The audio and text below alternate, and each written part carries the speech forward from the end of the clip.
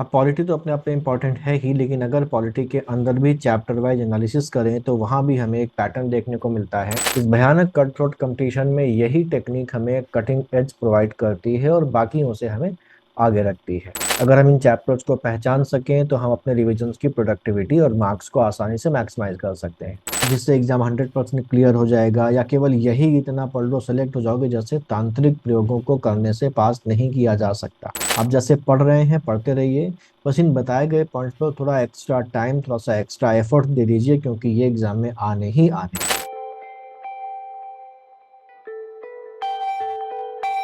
नमस्कार, UP PCS planners के एक नए वीडियो में आपका स्वागत है। प्री के एग्जाम में अब ज़्यादा दिन नहीं रह गए हैं और आप सब रिवीजन में लगे होंगे। पिछले वीडियो में हम लोगों ने पिछले पेपर्स की एनालिसिस की थी, जिसमें एक ट्रेंड पकड़ में आया था और उसे देखकर हम लोगों ने एक लिस्ट बनाई थी उन सब्जेक्ट्स की जिनमें ज़्यादा क्वेश्चंस आने के चांसेस होते हैं। इन सब्जेक्ट्स को अगर रिवीजन में प्रायोरिटी दी जाए तो एग्जाम में परफॉर्मेंस को बेहतर किया जा सकता है। इन टॉप प्रायोरिटी सब्जेक्ट्स में पॉलिटी को हम लोगों ने पहले सेगमेंट में रखा था, क्योंकि इससे हर साल ऑन एन एवरेज 20 क्वेश्चंस आ रहे हैं।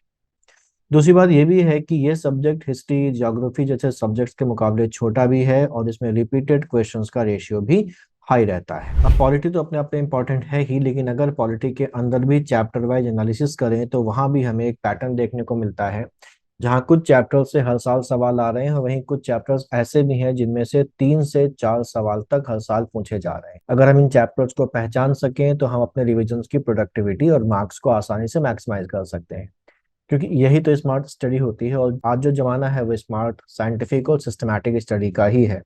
इस भयानक कट थ्रोट कंपटीशन में यही टेक्निक हमें कटिंग एज प्रोवाइड करती है और बाकियों से हमें आगे रखती है। तो अब मेन पॉइंट पर आते हैं। इस शीट में 2015 से 2023 तक पॉलिटी में चैप्टर वाइज पूछे गए क्वेश्चन की लिस्ट देके रखी है। इसको बारीकी से देखें तो हम with in polity most important topics पहचान सकते हैं। 2023 में पॉलिटी से कुछ 22 क्वेश्चंस पूछे गए थे, जिसमें से 12 क्वेश्चन यानी कि जो 12 प्रश्न है वो केवल 5 चैप्टर्स में से आए थे, जिनमें से कुछ चैप्टर्स तो बहुत ही ज्यादा छोटे थे। ऐसे 2022 में पूछे गए 15 में से 9 प्रश्न केवल 3 चैप्टर से थे। बड़ा पोर्शन है, क्योंकि 30-35 चैप्टर्स में आप पॉलिटी को बांट सकते हैं, तो केवल 3 चैप्टर से ही 9 क्वेश्चन आपको मिल रहे हैं 15 में से। और 2015 में 23 सवाल पूछे गए थे, जिनमें से 16 सवाल केवल 4 चैप्टर से थे। शीट के अगर हम लास्ट दो कॉलम्स को देखें तो यहाँ इन 9 सालों में किन चैप्टर से कुल कितने सवाल पूछे गए हैं और वो पर chapter average number of questions देके रखे गए। इसको देखें तो सबसे ज्यादा 30 सवाल पार्लियामेंट से आए हैं और इस चैप्टर का एवरेज 3.33 है, जो कि हाईएस्ट है। यानी कि अकेले इस चैप्टर से कम 3 क्वेश्चंस तो आते ही आते हैं। तो पार्लियामेंट मोस्ट इंपॉर्टेंट चैप्टर है। पार्लियामेंट में भी कुछ टॉपिक्स बार बार आते हैं, रिपीट होते हैं, जैसे मनी बिल हो गया या धन विधेयक, क्वेश्चन आवर, ज्वाइंट सिटिंग्स के प्रोविजन, सदस्यों की संख्या से संबंधित प्रोविजंस, पार्लियामेंट का सेक्रेटरीट या सचिवालय और पार्लियामेंट्री कमेटीज। पार्लियामेंट के बाद सबसे ज्यादा क्वेश्चन जिस चैप्टर से आते हैं वो पंचायत है। ये छोटा सा चैप्टर है और इसमें 2018 से हर साल ये चैप्टर आपको सवाल दे रहा है। इसमें हर साल 2 प्रश्नों का एवरेज आ रहा है। ये एक ऐसा चैप्टर है जिसके हर पॉइंट से सवाल बन सकता है, बन रहा है। फिर भी इस चैप्टर में आपको कुछ खास ध्यान देना है समितियों पर जो पंचायती राज से संबंधित हैं, उनकी क्रोनोलॉजी पर ध्यान देना है। पंचायतों के जो अलग अलग लेवल्स हैं वो आपको पता होने चाहिए, उनके चुनाव कैसे होंगे।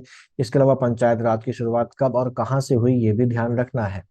साथ ही पंचायत से जुड़े जितने भी मेन आर्टिकल्स हैं उन्हें भी आपको अच्छे से रिवाइज कर लेना है। तीसरा सबसे इंपॉर्टेंट सेगमेंट कॉन्स्टिट्यूशन के पार्ट्स और शेड्यूल्स का है। इस टॉपिक से भी 2017 से लगातार बिना गैप के सवाल पूछे जा रहे हैं और ये सबसे छोटा और सबसे आसान भाग है। आपको कॉन्स्टिट्यूशन के सभी पार्ट्स और सभी शेड्यूल्स रट लेने हैं। अगर आप उनमें जो आर्टिकल्स हैं वो भी ध्यान रख लेते हैं तो और अच्छी बात होती है। ये जो सेगमेंट है इससे सवाल मैचिंग के रूप में आते हैं, जो आप इसको करके आसानी से अटेम्प्ट कर सकते हैं। नेक्स्ट चैप्टर फंडामेंटल राइट्स या मूल अधिकार का है। इसमें भी लगभग हर साल एक सवाल आ रहा है। इसमें प्री में बहुत डीप सवाल अक्सर नहीं पूछे जाते हैं इस चैप्टर से। प्री के पॉइंट ऑफ व्यू से अगर आपको फंडामेंटल राइट्स के टाइप्स और उनके आर्टिकल्स याद हैं, कौन से फंडामेंटल राइट्स केवल सिटीजन्स को अवेलेबल हैं, कौन से सबको अवेलेबल हैं, ये आपको पता है। साथ ही आर्टिकल्स 32 की जो रिट्स हैं उनके नाम क्या हैं, उनके मतलब क्या है, और सुप्रीम कोर्ट और हाई कोर्ट का इन रिट्स के कंटेक्स में पोजीशन और जुरिस्डिक्शन क्या है, इसके अलावा इमरजेंसी लागू होने के केस में कौन सा फंडामेंटल राइट सस्पेंड नहीं होंगे। अगर ये सब आपको क्लियर है तो आप इस चैप्टर के क्वेश्चंस को 100% एक्यूरेसी से सही करें। इंपॉर्टेंस के सीक्वेंस में अगला चैप्टर प्रेसिडेंट का आता है। यहाँ से भी कुछ सेट क्वेश्चन ही हर साल आते हैं, पैटर्न है इस चैप्टर से क्वेश्चन पूछे जाने का। इसके बाद वित्त आयोग यानी कि फिनांस कमीशन, जो कि चैप्टर नहीं बल्कि खुद में एक छोटा सा टॉपिक ही है, उसे अच्छे से तैयार कर ले।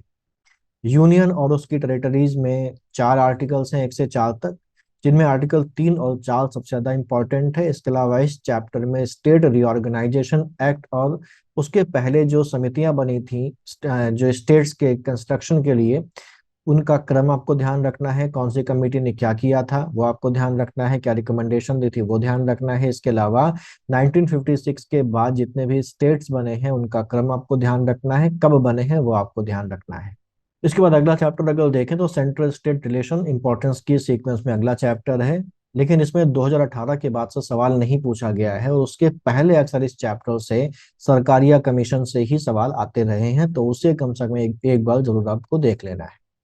इंटरस्टेट रिलेशंस में इंटरस्टेट काउंसिल और जोनल काउंसिल इंपॉर्टेंट है, लेकिन इस चैप्टर से भी 2017 के बाद से केवल 2021 में एक प्रश्न आया है।